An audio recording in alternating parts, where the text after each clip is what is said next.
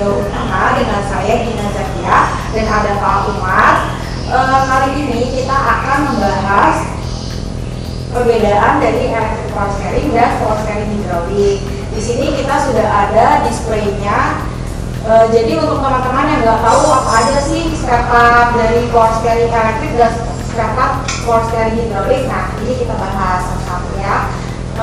Bisa dijelasin Pak Umar apa aja nih komponen-komponennya? Pertama dari yang IPS dulu deh, yang power steering elektrik. Kalau untuk komponen power steering elektrik yaitu IPS itu dia ada rack steer-nya ya. Ini rack steer IPS nih. Kemudian dia punya ada ECU. Di sini ECU, electric control unitnya. Ini untuk mengontrol sistem kerja si rack steer ini.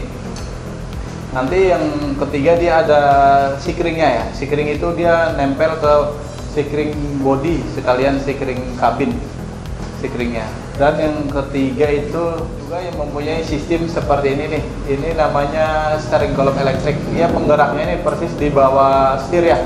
Kalau ini adanya di roda, menghubungkan ke knuckle roda. Ini namanya long tail rod, dia berhubungan dengan roda. Kalau ini dia sistemnya steering column. Steering column ini nanti ada kelanjutannya berupa rek manual.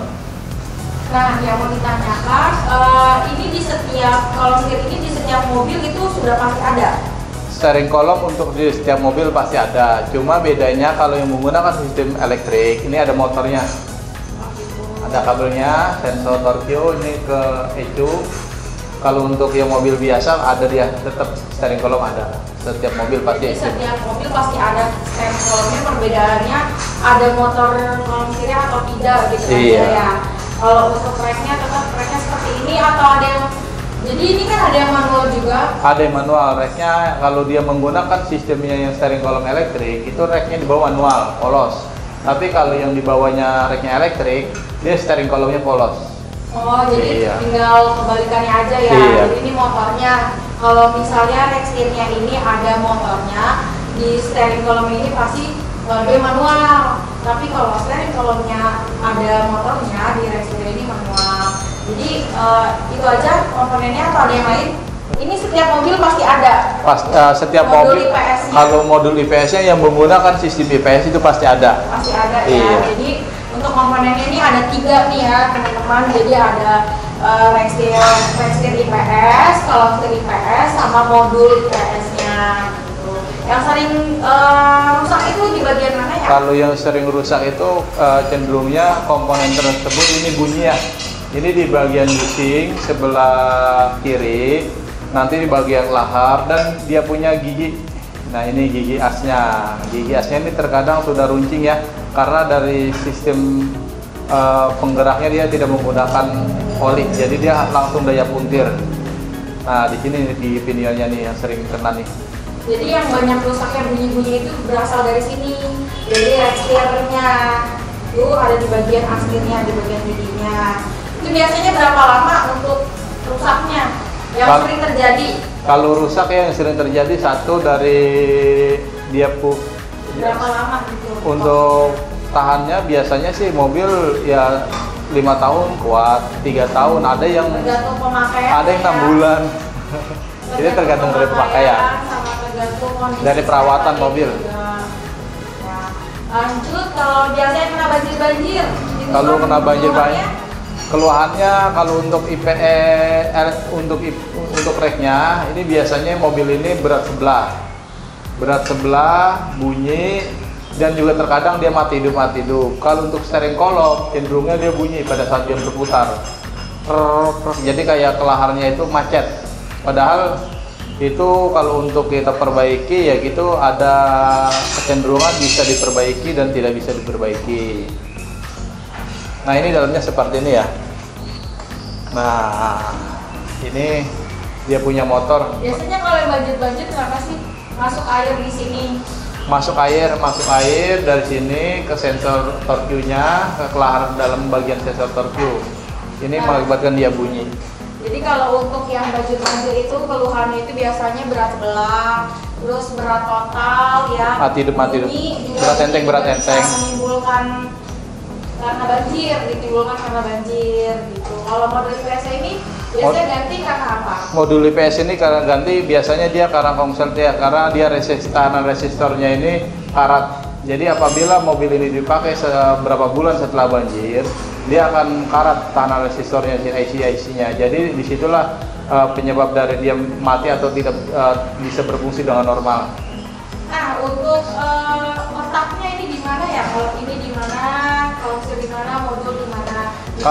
Kalau untuk letaknya ini persis di dalam bagian tengah roda. Kalau ini letaknya di bawah setir langsung. Kalau untuk untuk modul ini bervariasi ya, tergantung dari perusahaan pembuat mobil. Ada yang di bawah ada yang di bawah ini persneling, ada yang di bawah speedometer ada. Jadi dari merek mobil tertentu itu posisinya itu nggak sama semua. Jadi posisinya ada yang di sebelah kiri, ada yang di kanan. Iya. Jadi untuk penempatan spare-part ini tergantung mobilnya itu sendiri. Kalau ini sudah pasti ya ada di bagian roda, ini juga di bagian setir. Kalau mobil IPS ini kadang juga ada yang jadi satu sama modul airbag ya. Iya. Tuh, jadi tergantung mobilnya. Nah, selanjutnya kita bahas power steering hidrolik. Di sini ada dua tipe ya, ada rack and pinion sama worm steer. Bisa dijelaskan Pak Umar yang rack and pinion apa aja komponennya? Yang rack and pinion ini komponennya meliputi pinion, as, long terot dan terot. Dan di sini juga ada yang namanya seal ya.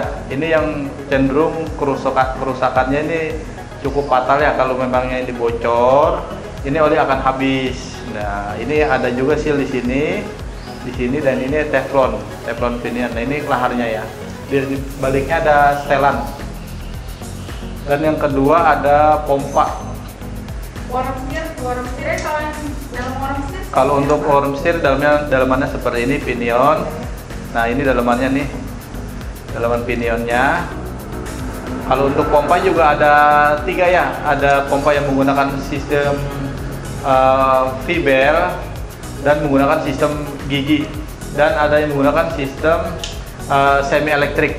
Semi elektrik ini digerakkan dengan motor listrik, diperoleh tenaga dari aki ya, dari baterai. Kalau ini tenaganya diperoleh dari gigi langsung ke dalaman mesin. Kalau ini ke V-bel. Nah, seperti ini contohnya nih V-belnya nih.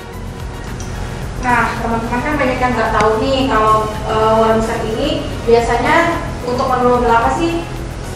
Worm steer ini biasanya kalau untuk menggunakan rack and pinion ini umumnya ada yang minibus, ada yang city car, kijang, biasanya kijang-kijang LGX ya, LGX, Soluna, Grid. Banyak ya. Kalau untuk worm steer biasanya itu mau mobil yang menggunakan Jeep, Panther, truk. Nah, dia pakainya sistem pakai worm steer. Nah, untuk pompanya juga nih, pompa dir ini biasanya dipakai untuk mobil apa? Untuk truk ini biasanya dipakainya untuk truk. Ya, ini untuk truk juga. Ini untuk biasanya CRV, Cielo, Accord. Kali ini Avanza nih. Ini kalau ini untuk mobil-mobil Amerika ya biasanya ya. Ya, jadi kalau semi elektrik ini biasanya banyak yang nggak tahu ya, itu seperti mobil Mazda Biante itu pakai semi elektrik, pompanya Ford Focus. Jadi untuk sistemnya dia pakai oli, tapi di bawah yang elektrik bagian mananya? Ini bagian sininya elektrik.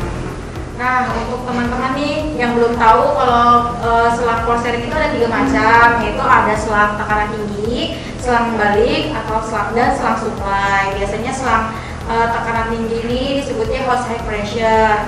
Nah, ini nih ada contohnya nih selang tekanan tingginya nih seperti ini. Jadi ini selang utama pada bagian power steering hidrolik. Nah, selain selang-selang juga ada bagian-bagian lainnya. Tabung. Itu ada tabung power steering. Terus juga ada ini namanya V-belnya untuk di pompa, joint steer, ada joint steernya juga.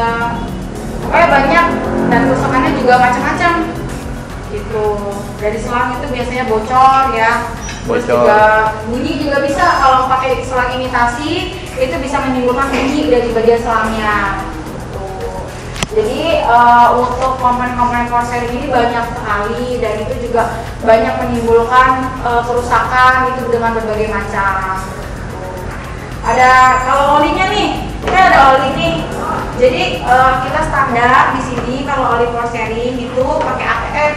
ATF-nya itu Dexron 3 full sintetik. Dan kalau yang ini untuk apa, Pak? Ini untuk PSF Honda ya. Kalau untuk oli Honda itu khusus, jadi dia menggunakan standarisasi pabrikan Honda, yaitu PSF Fluida untuk power steering. Kalau ini untuk semua jenis mobil bisa ya.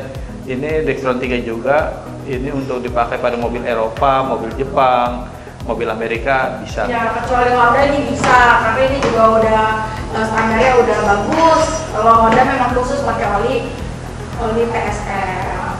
Tuh. Jadi teman-teman kalau misalnya nggak tahu untuk kerusakan-kerusakannya bagian mana, bisa langsung konsultasi aja ke kita atau dicek aja ke bengkel kami, itu kita free untuk pengecekan dan konsultasi. Nanti di sini ada nomor WA-nya.